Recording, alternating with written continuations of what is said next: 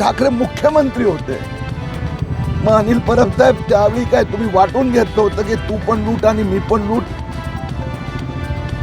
आज कोर्टात तुम्हाला विचारलं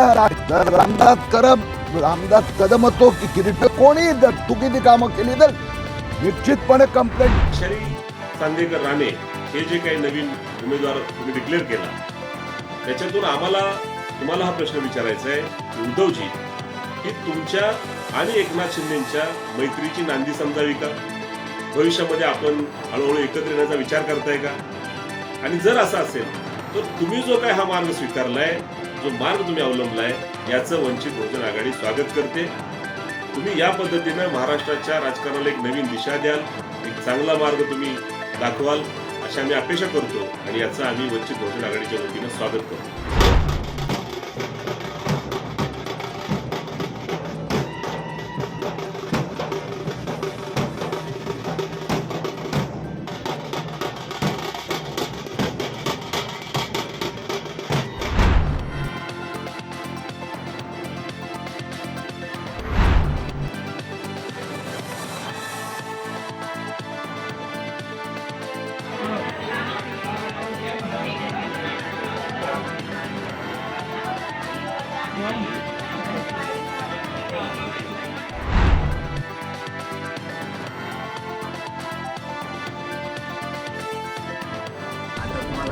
वेलकम केलं तुम्हाला.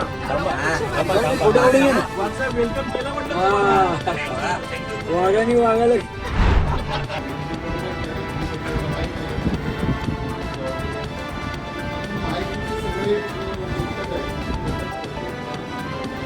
पण पक्ष सुधारता म्हटलं वरून येणार, वरून जर एखादा उमेदवार शेवटच्या क्षणाला दिला तर तुम्ही आता जो महायुतीचा उमेदवार वरिष्ठ नेते देतील, आमचे देवेंद्र फडणवीस असतील, एकनाथ शिंदे मुख्यमंत्री असतील, अजितदादा पवार असतील, हे जे कोण उमेदवार देतील त्या उमेदवाराचं आपण 100% काम करणार आणि कमीत कमी 2.5 लाखाच्या मताधिक्याने महायुतीचा उमेदवार निवडून येणार.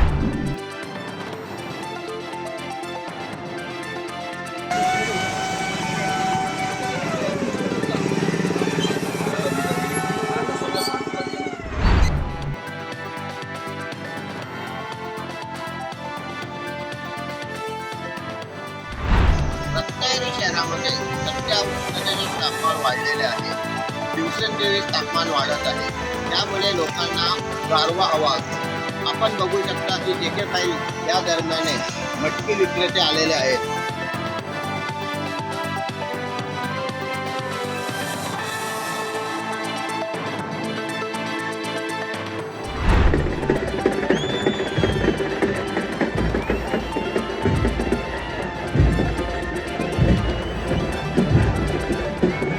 आनंद आहे की अजून निवडणुकीला महिना जायचा आहे की ही आजची परिस्थिती आहे. मी या व्यासपीठावरून पारनेर तालुक्याच्या आणि अहिल्यानगरच्या मायबाप जनतेला विनंती करतो, ही वास्तविकता आपल्या पुढे आज आली, या ऑडिओ क्लिपच्या माध्यमातून आली. तुम्हाला गोळ्या झाडाच्या झाडा पण सुजय विखे मागे हटणार नाही. नगर लोकसभेच्या मतदारसंघामध्ये मी आपल्याला आवर्जून सांगतो, देशाने आणि अहिल्यानगरच्या जनतेने एक निर्णय केलेला आहे. आदरणीय प्रधानमंत्री नरेंद्र मोदींना पुन्हा एकदा दुसऱ्यांदा प्रधानमंत्री करण्यासाठी मागच्या वेळेसपेक्षा जास्त मताधिक्य भारतीय जनता पार्टीच्या उमेदवाराला देऊन या ठिकाणी मोदींना ताकद वाढवण्यासाठी अहिल्यानगरची सर्वसामान्य जनता काम करणार. टाइम्स डिजिटलला लाईक करा, सबस्क्राईब करा, शेअर करा आणि बेल आयकॉन दाबायला विसरू नका. पाहत रहा टाइम्स डिजिटल.